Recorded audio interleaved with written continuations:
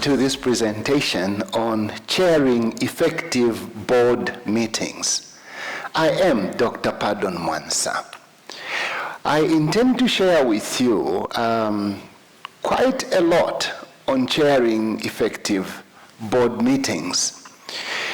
In the past 25 years, I have basically been involved not just in teaching, but in actual chairing of board meetings. While our focus, particularly for our presentations, which will be in three series, three shows in one series of chairing effective board meetings, I intend to share the best practices that create effective board meetings. The focus on all three presentations will be on chairing effective local church board meetings. Even though in my vast experience of chairing meetings, I have been involved in chairing meetings at the local church, at the local conference level, local union level, local division level, and at the global level where you have thousands of people involved in meetings. I share this so that I would simply indicate that while there are many things you can learn about chairing meetings at different levels, the focus we will have will be on chairing effective local church board meetings. This said, may I now invite you to follow with me as we cover the important subject of chairing effective church board meetings. I would like to start by indicating that it is important that meetings are chaired well so that they are effective. Meetings that are not chaired well have negative effects. I have put on the screen three reasons why people need to pay attention to chairing meetings or to highlight the importance of chairing meetings. Number one, well-chaired meetings will enhance the growth of the mission of the entity over which the meetings are held. Effective meetings will enhance the life of the entity that is being discussed. And maybe the second one is effective meetings will avoid creating confusions. If a meeting is not chaired well, if it is not managed well from its inception, the preparation, to chairing and to its outcomes, it can create confusion that can actually hurt the organization or the church. And maybe lastly, even though this is not common at a local church, but I have seen it, well-chaired meetings will reduce chances of turning issues into legal cases. If a meeting is not managed or chaired well and it makes wrong decisions that can have legal sides to it, it can actually result in legal issues. But if the meetings are chaired well, those meetings would avoid decisions turning into legal issues. Having mentioned these three, let me share with you a true experience over a local church board that was chaired in 1982. I just arrived in this new district that I was assigned, actually it was my first district that I pastored, I arrived on Sunday in the afternoon. When I arrived in the afternoon, we passed through the local church where a church board had just ended. This church board, which was chaired by the people I took over, ended in the following actions taken by the church board. Action number 1, the head elder was disfellowshipped. His wife was disfellowshipped. The head deacon was disfellowshipped. The head deaconess was disfellowshipped. The wife of the head deacon was also disfellowshipped. This meeting ended in 5 people being disfellowshipped on that Sunday. I did not attend this meeting, but I passed by the church on my way to the house which I was to occupy. The following Sabbath was a dramatic Sabbath. When I went to this church for the first time, following a church board that had made very serious decisions, including those of disfellowshipping the head elder, the head deacon, the head deaconess, their wives. When I finally got to church that Sabbath, drama began in Sabbath school. During Sabbath school in those years, people used to have a program that was called Thanksgiving program. During the Thanksgiving program, a person could actually stand and go in front of the church and testify how the Lord has blessed them. That's how come it was called a Thanksgiving meeting or Thanksgiving time. One of the people who stood to go and give a testimony in front was the head elder who was disfellowshipped.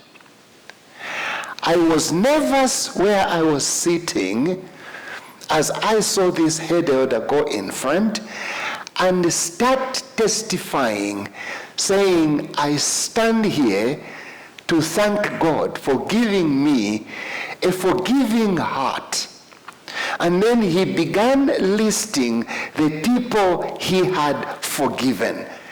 He began listing the names of the people, starting from the chairman of this board, the secretary of the board, and the members of that church board. Now, he himself was a member of that church board, but he was sent out when the case was discussed. During the Sabbath school time, there was confusion because as he testified, some members were getting angry. The Sabbath school superintendent picked a bell and began ringing the bell to subdue the voices coming from the testimony of this elder. You remember what I had said? I had said meetings that are not effective can result in confusion in the church. Meetings that are not chaired effectively can result in legal issues. That church never healed for the entire year. The head elder transferred from that church to another church, so did the head deacon and the head deaconess. There was confusion at that local church. Instead of the church focusing on what we will cover in our presentation, which is the primary purpose of a local church board. That church ended up on a roller coaster of meetings after meetings thereafter, including on Sunday, the following day after this Sabbath, when the testimony was given, I was asked to now chair another church board that reflected on the decisions made. And by the way, I refused to chair that church board. There are reasons why. We will cover a lot of them in our presentations. So far, the points I have highlighted include the fact that each board member should take serious and prayerfully the task of being asked to be a church board member, because the decisions that you make in that meeting can enhance the life of the church. They can avoid creating confusions in the church, and they can reduce chances of turning issues into legal cases. In this series, I will categorize the presentation into 3 groups.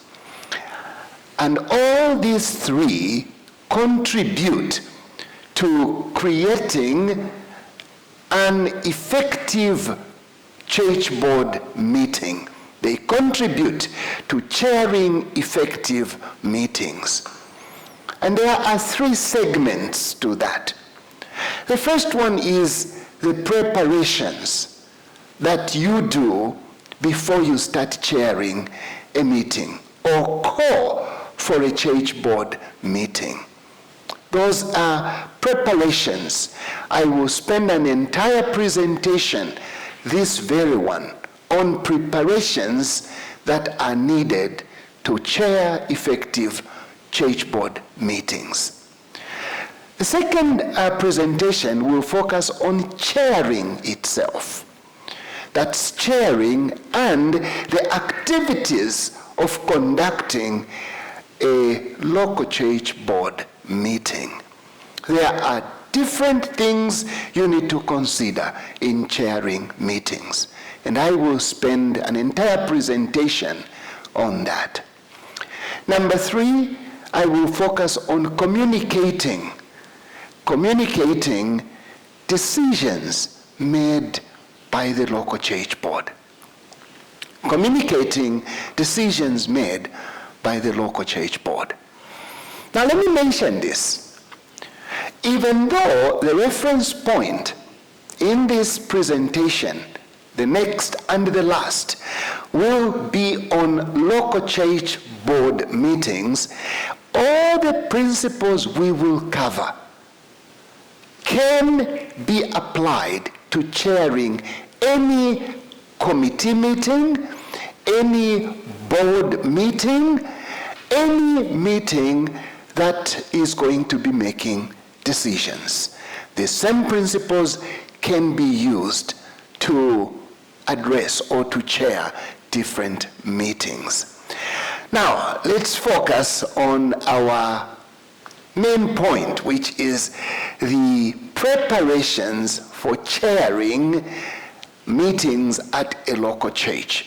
Before we go into those details, let me point out that if you are going to be chairing effective local church board meetings, you need to be acquainted with the local church manual.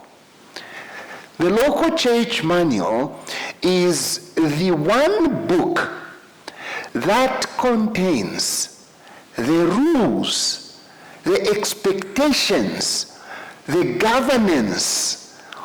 It describes how a local church is governed, how a local church makes decisions, and how a local church is conducted. It is imperative, a must, mandatory for every church board chair to be well familiar with the local church manual. I will go a step further and say it is important, mandatory and demanding that every board member should have a knowledge, a good working knowledge of the local church manual. As I had indicated earlier, I will not only share just how to use the church manual in decision making for the local church board and how to conduct meetings following the pattern or the guidelines in the local church manual, but I will share best practices in the field of chairing effective meetings. Now, let's start and discuss preparing for meetings. The big question we will unload with this heading is, how do you prepare yourself?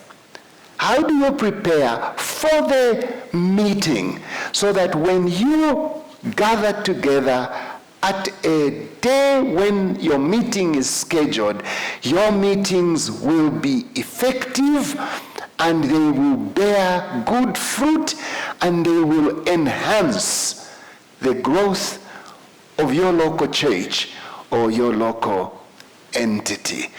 What do you do to prepare? There is basic knowledge that we need to immediately understand. Number one, at a local church setup, and I am specifically now describing the local church in the Seventh-day Adventist Church.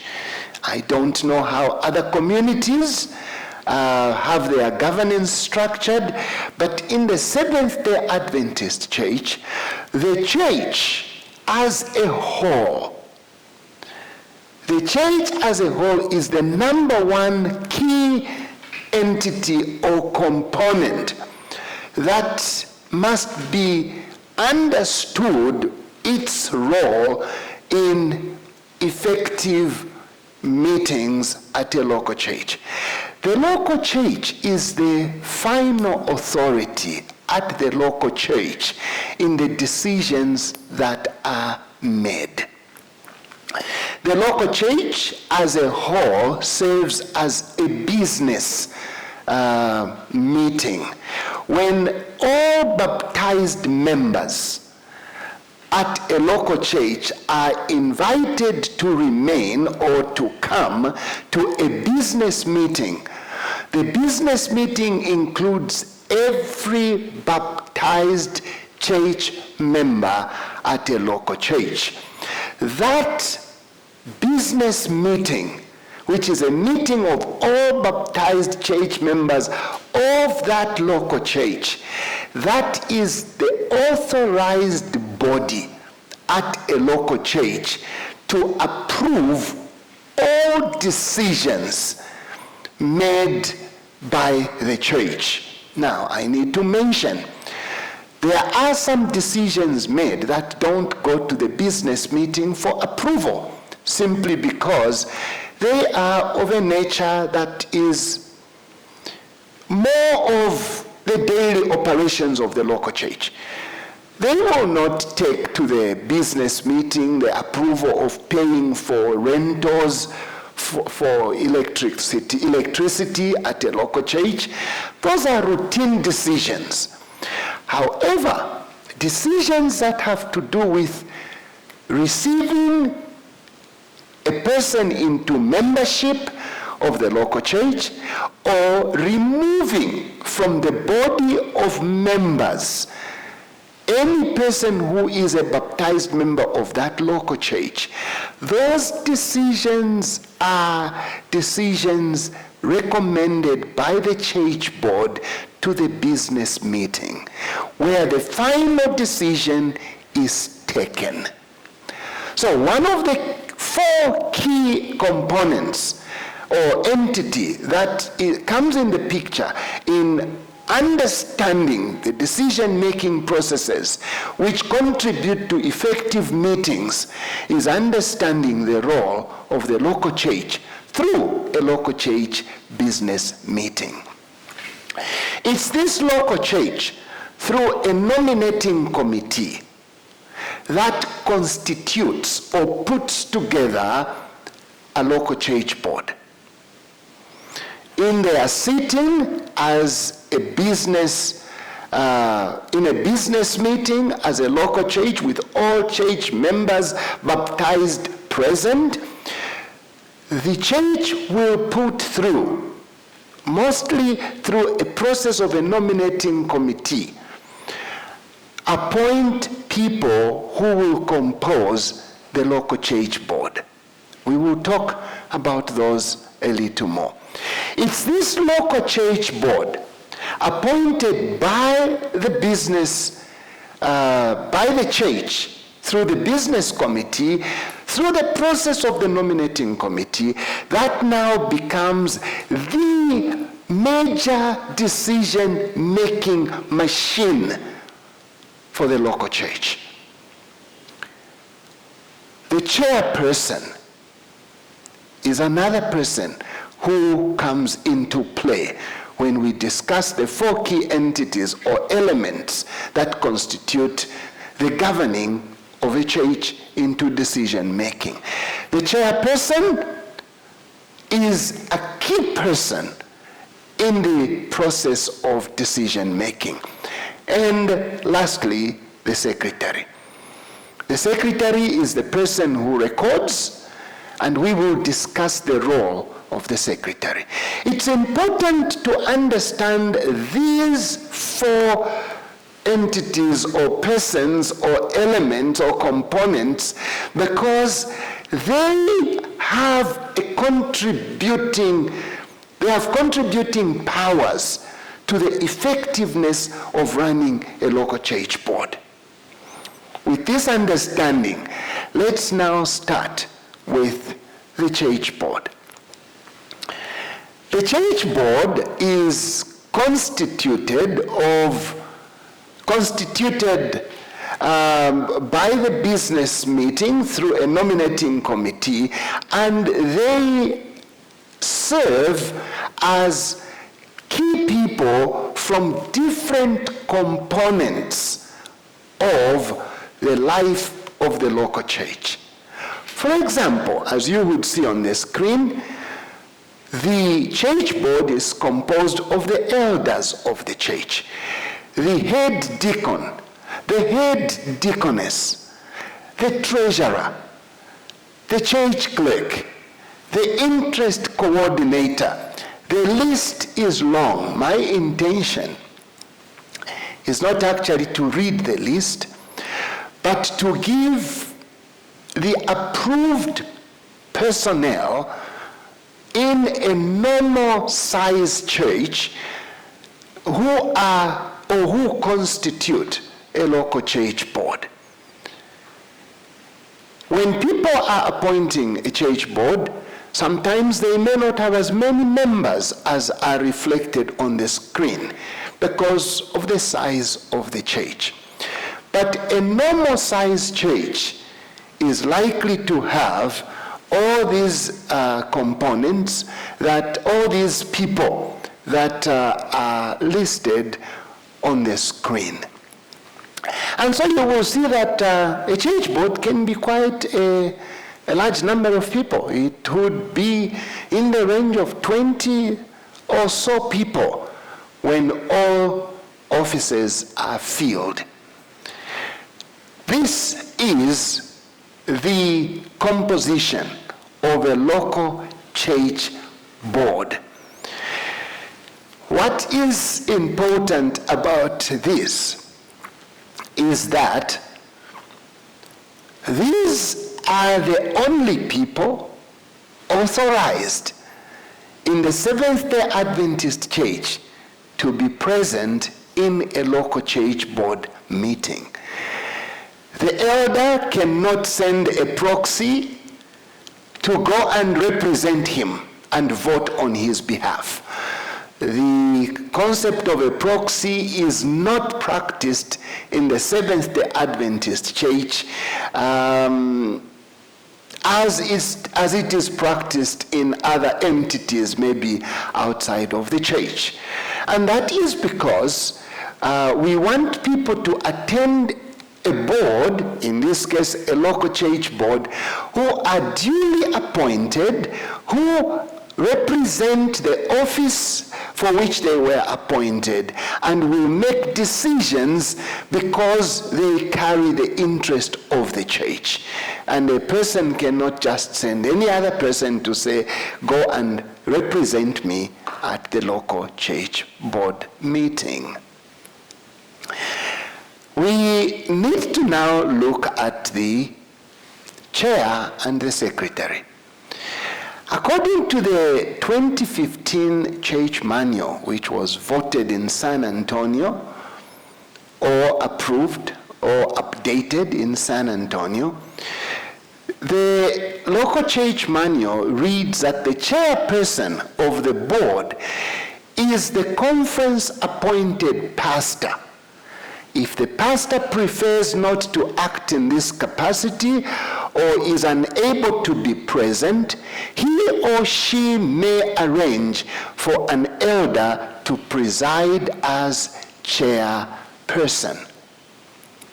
Now let me pause and comment on this. In a setup where a local church is composed of other churches to create a district manned by a local pastor, you might find that one pastor is serving 4, 5, or more organized churches, and each church has a church board. In such instances, this local church pastor appointed by the conference to that district as the pastor may not be able to chair all the meetings.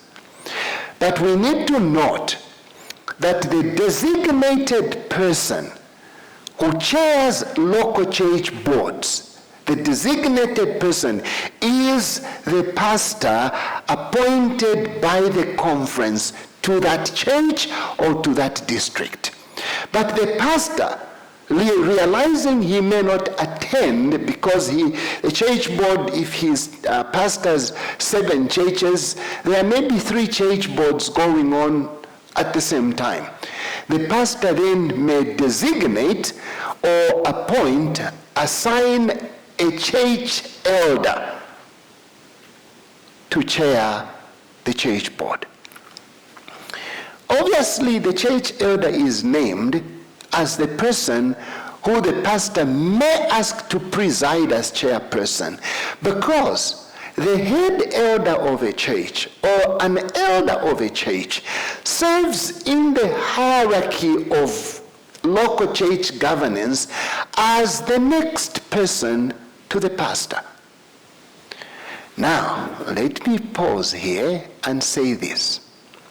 It is important that a person who chairs a meeting is really appointed or assigned by the arrangement from the pastor, and not just any person who anybody can say, we have met, you go ahead and chair.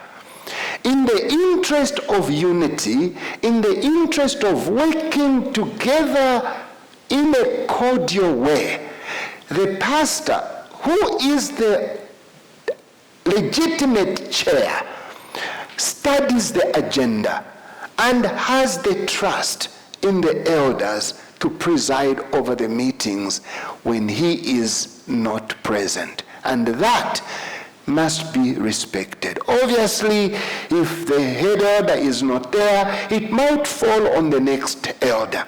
But the point here is that the pastor must be aware of who is and must assign or appoint who is going to chair a local church board. Remember, we had indicated God is a God of order. And when you are chairing, particularly a local church board, order is enforced, protected, and enhanced when order is followed. The second one is the church clerk.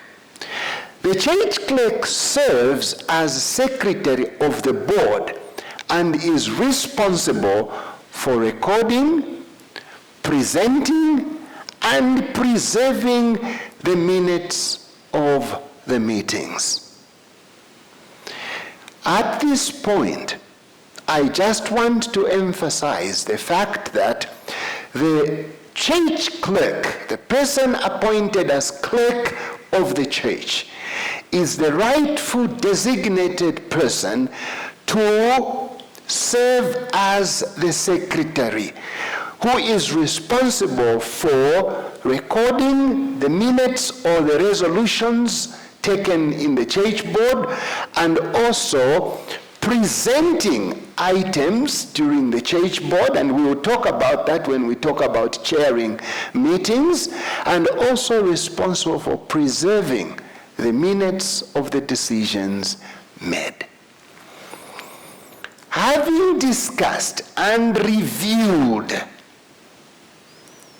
these things we've covered so far, maybe I would like you to pause for a moment, especially if you are using this presentation to train your local church board members. I would like to suggest that you pause for a moment and maybe meet in smaller groups to discuss that which has been presented so far.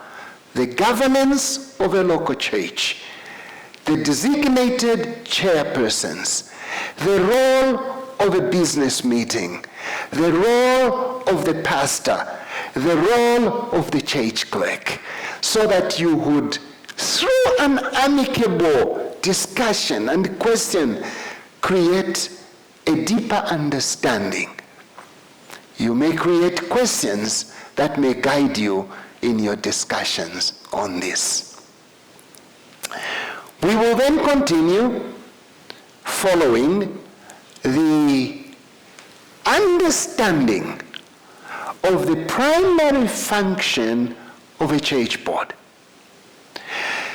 By now, you realize that I did not rush into this presentation, into discussing how to chair a meeting, because effective chairing of local church boards or effective chairing of any meeting starts way before the meeting. It includes understanding what's the primary function of your board when you meet.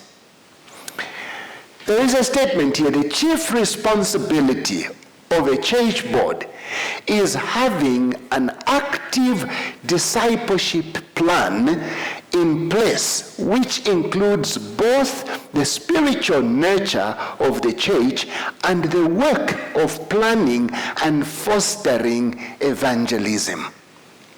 Now that's a mouthful, but it has elements that I want to comment on. Number one, the church board is expected to have a discipleship plan, meaning when they are meeting, your primary duties as a local church board is to have a discipleship plan in place for your church. It is that discipleship plan is to include the nurturing, the spiritual nurturing of your church members, and the work of how you will be evangelizing from your local church. Now let me pause here and say something. At a practical level, many church board meetings are just called to manage cases, to deal with disciplinary cases, to deal with allocations of money, to deal with removal from church record, to deal with all of those administrative functions. Let me say this. Those activities, those agendas must not constitute the bulk of what the local church board does. If all the time the local church board meets, it's discussing disciplinary issues, investigations of the sins of people, you will become crippled. I am serious. You will become crippled. As a matter of fact, that story I told you at first, at that first church board I was invited now to chair, and the agenda was to review the decisions made by the previous church board the Sunday before this Sunday. I actually refused because I told them I did not come here as a pastor to, first of all, just jump into fire quenching, just putting out fire. This fire is on, shut it out. This fire is on, fire extinguisher, fire extinguisher. Church boards are not meant for fire extinguishing. And so I refused. I told them, I said, I want the people that sat, who understand the cases you dealt with, to preside over this. I will call the next church board meeting, and guess what? When I called the next church board meeting, it focused on planning, developing a strategic plan for our 5 churches that we had in that district. And oh boy, didn't we spend quality time? We spent quality time understanding the components of a local church and then segmenting the local church into categories, and then developing nurturing programs, discipling program, evangelistic program. And we got on fire. We got on fire for the Lord. I guess the point I have said is, do not drown your board meetings with administrative issues that lack a leadership focus. Your church board is supposed to be developing and leading and articulating a discipleship plan and reviewing how that plan is going and moving. That's how come we will come and discuss the frequency of how a church board must meet. With this taken, let me now look specifically at specific responsibilities of a local church board. Now, you understand by now that the reason I am spending all this time here is because if you as a local church board does not understand your core responsibilities, you will fall into the usual trap of fire quenching, of discussing cases, until by beholding the sins of the saints you are investigating, you yourselves become practicing sinners. Specific responsibilities. Number 1, we've talked about an active discipleship plan. Number 2, evangelism in all its phases. This would include evangelism through publishing, evangelism through the spoken word, evangelism through radio ministry. This is where you spend time planning for those. It's a spiritual nurturing and mentoring of members. Those are specific responsibilities of the local church board. I will ask a question at the end of this list that you need to spend time on reflecting. A A vibrant church board will focus and spend time on nurturing. Do they have a nurturing plan? Do they have a mentoring plan to mentor their members? The maintenance of doctrinal purity. This is a function of the local church board, which is to maintain.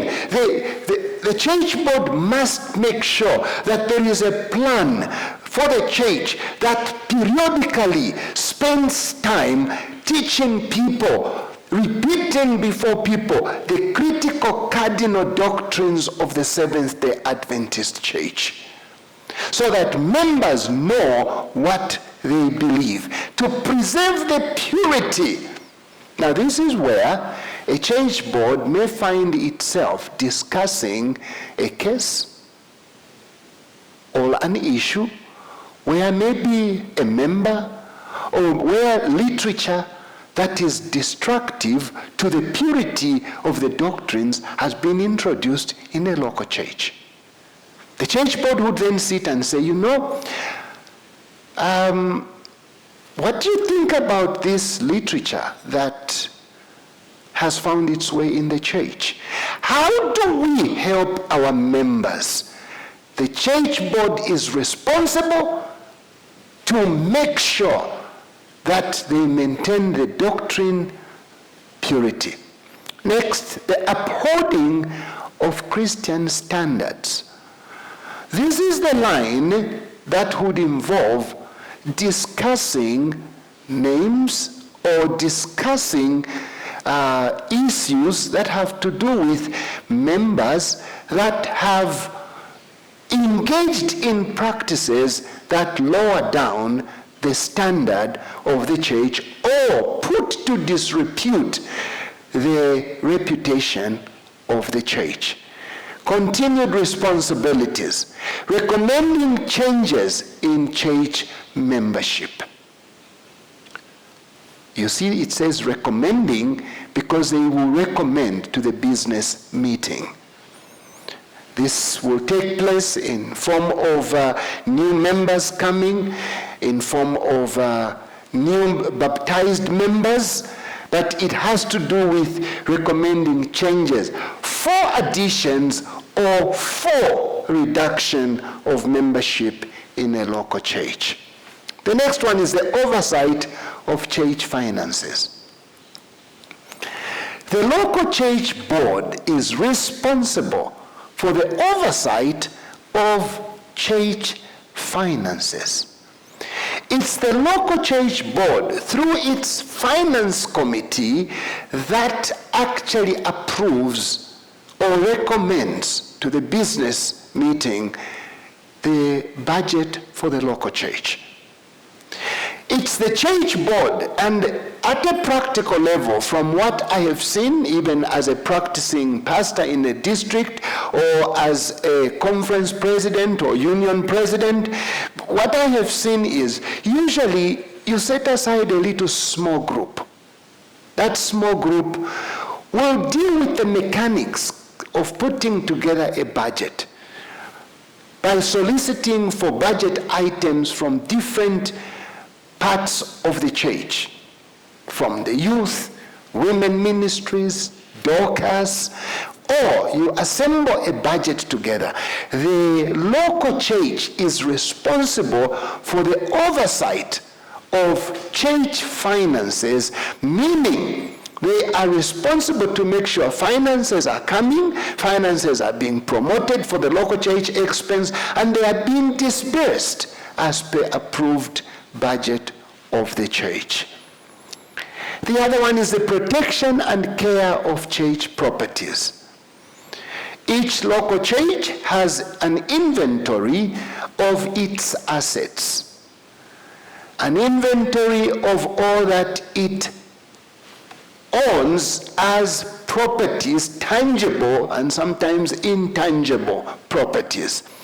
And the local church will make sure that they periodically are updated as to the safety of the property or the items that belong to the church. That is a responsibility of the local church. And obviously, coordination of church departments. Coordination of church departments. There are many departments in the local church. The stewardship department, the youth ministries, the women's ministries, the Dorcas, the personal ministries, all these. The local church board is responsible for their coordination. Coordination in terms of making sure they have plans to do their work, they have materials to do their work, they are updating the church board in those various departments. Now, I want to pose a question to you. I would like you to assess your own experience in the church boards you have attended. To see if your church boards, the ones you've attended, are aligned along these at least 8 critical responsibilities of the church board that we have articulated in this presentation. Now remember, all this is leading to, when you now meet as a local church board, you know what you are supposed to meet for. You don't just meet there to have prayer and then to start wondering what are we here for. You have responsibilities that you are supposed to carry out. And those responsibilities are important and they are critical. And you cannot, out of your own choice, decide to start using another agenda that is outside or exclusive of the critical responsibilities assigned to a local church board. If we had all the time, I was going to go through each of these individual lines to explain in details. But what I would like you to do is, if you are watching this presentation for purposes of learning, I would suggest you pause the presentation and you go into a group exercise. A group exercise in which you will discuss in details each of these responsibilities and ask yourselves critical questions. To what extent is my local church board addressing this responsibility? This responsibility, this responsibility. On a scale of 1 to 10, 10 being perfect work, how would you rate your local church board in the light of these 8 primary or specific responsibilities we have shared? Okay, we get back to our presentation. There are key things that need to be done, and they are important to be done to prepare for an effective meeting. I will address each of these. The first one is to give notice. To give notice of a meeting. And these 3 are in most cases, unless assigned differently, performed by the church clerk and the chairperson of the committee working together. The first one is giving notice of the meeting. We will discuss that. The second one is the venue, preparing the venue where you will have your meetings. We will discuss that. The third one is materials, preparing materials that you will use at the meeting. In my presentation on actual chairing of the meeting, which is the second presentation to this one, I will discuss how each of these, especially the materials, will play a part in chairing of effective meetings. Now let me say this. If you do not pay attention, very good, detailed attention to these three key areas in preparing for a meeting, you are going to create an environment that works against an effective meeting. Let me pause here and say this. I've used a very big word, creating an environment. Creating an environment for a good meeting has to do with doing everything you need to do in order to come and have a good meeting when you actually meet. And to do that, you need to attend to these three. Let me now start with the first one, notice of the meeting. When you issue out a notice of the meeting, the following details must be provided. First of all, the notice of the meeting must have the name of the meeting. I have seen most church boards are just announced, we are going to have a church board next week on Sunday, and that's it. That is not preparing for an effective church board meeting. No, it's not. An effective church board or an effective board will put in writing by the clerk of the church a notice that will have the name of the meeting. I'll give an example. Rusango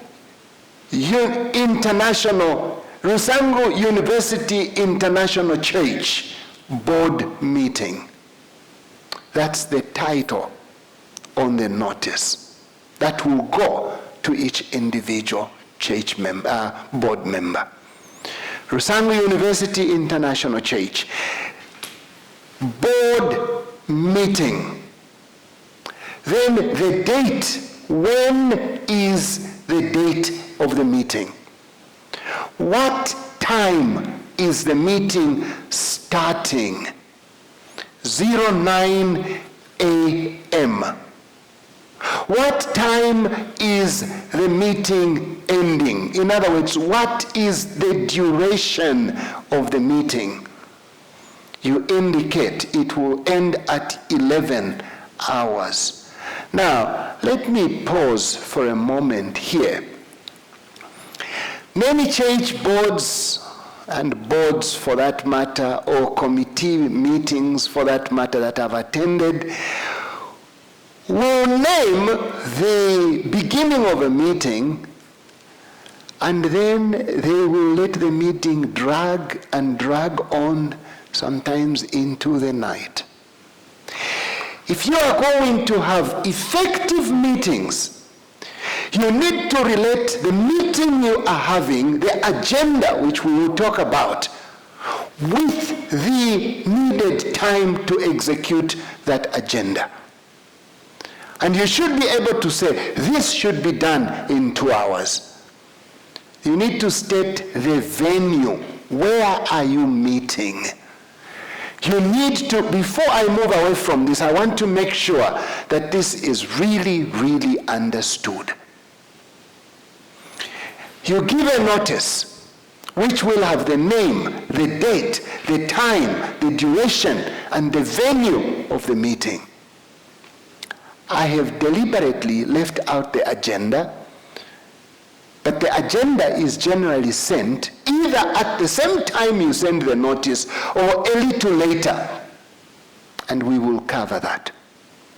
It's important that you as a leader completely responsible for organizing these meetings, write a notice. And by the way, to make it easier, you can have a printed notice of meeting where you have the name of the church, and you leave a provision for the date, for the time, so that you don't have to retype it all the time. You just fill in.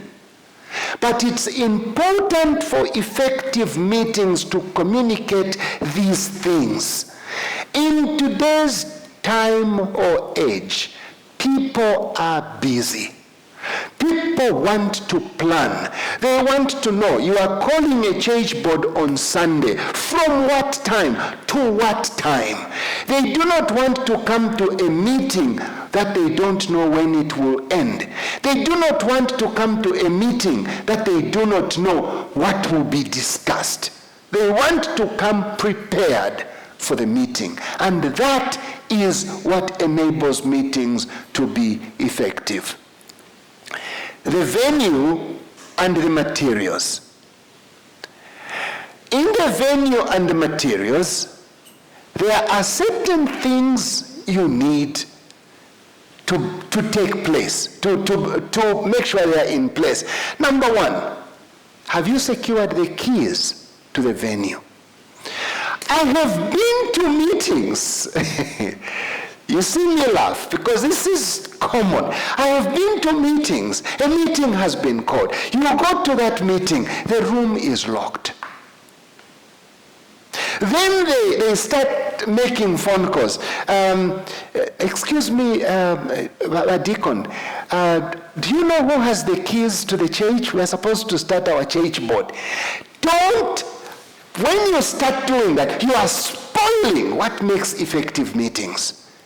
You should have the key with you in place.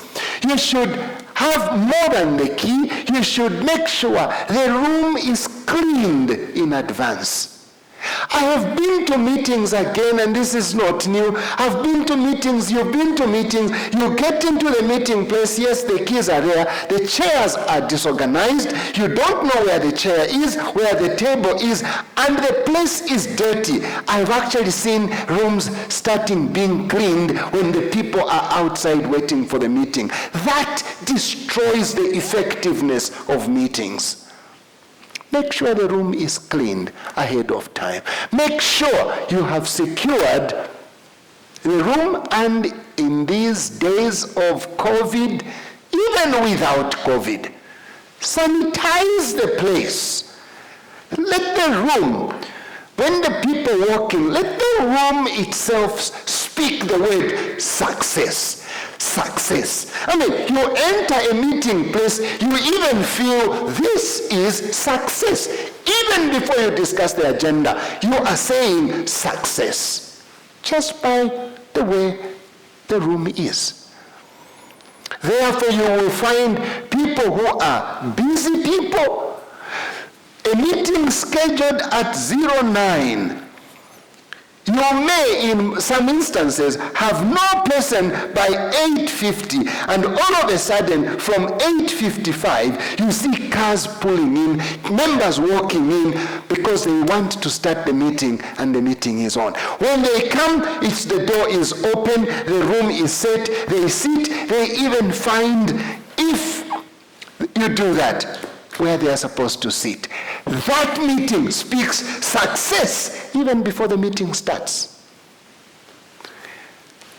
Not only do you sanitize seats, make sure they are ready. Make sure you provide for water.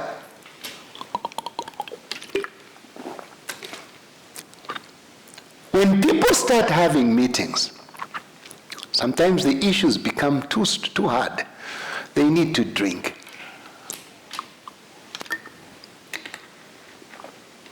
Make sure you have water in place. And in the unlikely event that your meeting cannot finish in 3 hours and lunch will have to be served, you then make sure lunch has been prepared or ordered so that you do everything in order. When people come in the meeting, the room speaks success. The seats are there. The room is sanitized. It's smelling good. The seats are in place. Water is there. The notes pads are there. A little pen to write with is there. That speaks success. And you have actually succeeded in your meetings just when you do that, before you even discuss the agenda. Materials to be sent. Part of the materials that you are to send include the agenda. I know we have a system where a lot of people come to a meeting not even knowing what the agenda is.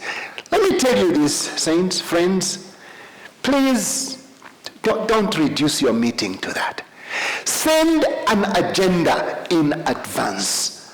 Let the people know what the agenda is all about. We'll come and talk a little more on that. Send the source backup material.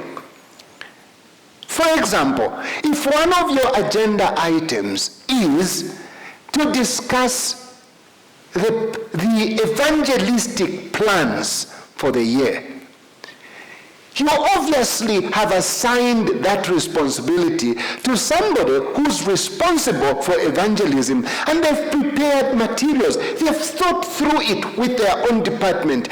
You need to send that material to the people so that they read through it and read and carefully understand. And if this meeting is to be good, send them to board members ahead of time. And please, like I said, if it's plans or reports or minutes, last minutes, the minutes that were taken before. Now, the last minute actions that you need to do. And before I forget this, it's important that I remind you, on the materials to be sent, if this is your second, third, or fourth meetings, you need to send the previous minutes to the people. You need to send the previous minutes to the board members so that they read through the minutes ahead of time. You will come and see how this ties in when you are chairing the meetings. So what are the last minute things that you do? The last minute is remind members a night before. Many of us are very busy people. We forget we have a meeting scheduled for such and such a day. Even if we would remember, it is okay to just send a reminder overnight and say, please, we have a meeting tomorrow.